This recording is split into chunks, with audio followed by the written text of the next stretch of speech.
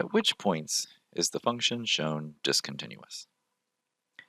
Well, discontinuities can occur in different kinds of places. Like, for instance, the general representations we have are jumps in the graph, a hole in the graph, or a pole, which is just someone chose as opposed to as an asymptote.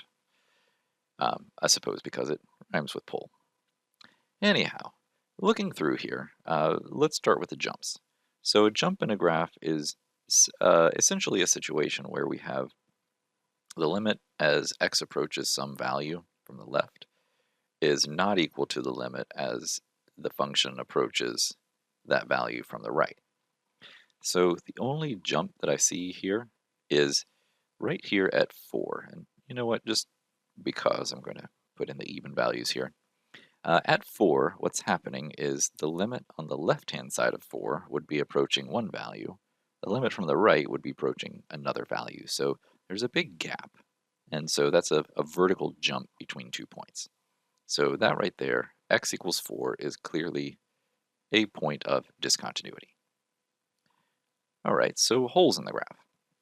Holes are a similar situation, but the thing is, the limit from the left and the limit from the right actually do agree with one another. So they are equal, but the thing is, the last thing that doesn't happen is that that's not equal to what, like the function itself is undefined. So f of x, well, I should say f of a, is undefined. And so that's where you have the holes in the graph. And that's happening here at 1. We have this open circle, so you can see the limit from the left and the limit from the right do agree with one another, but there's no definition for the actual point at 1. So x equals 1 is a hole in the graph, and so that's a point of discontinuity as well. And poles. Poles are asymptotes, so that means that the limit as x approaches some value from the left or the right of this function is either positive or negative infinity. So that's where we have asymptotes. And asymptote, in this particular case, you can see this part of the graph going to positive infinity, sort of shooting up with very rapidly increasing values right at 3.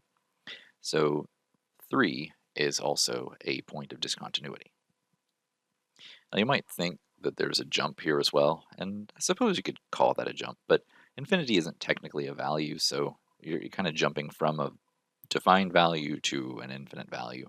I'm not really sure if that counts as a jump per se, but it does count as an asymptote, so it's a pole. Then these other points that look like they are of question. So for instance, here at -1 and 2. The thing is about those is those are not discontinuous because the limits from the left and the limits from the right agree with one another, and that's equal to the value of the function at that particular point. So that's okay. Students get very nervous around the solid circles, thinking that there must be something going on there because otherwise they wouldn't have, highlighted it. A solid circle is the same thing as if you had just drawn a graph right through it. It just sort of highlights that particular point, but that point already exists because it's part of the graph. So you don't necessarily need to highlight it in any way. So this point at -1 and then at +2 both exist and are continuous. 0 is also something going on here. We have the limit from the left existing, limit from the right existing. The function itself exists. There's no solid circle there, but as I just said, you don't need one. It's defined. It's whatever the y value is. If it weren't defined, it definitely would have to be a gap or open circle. So the limits from the left and the right agree to the function itself, so that's not a discontinuity.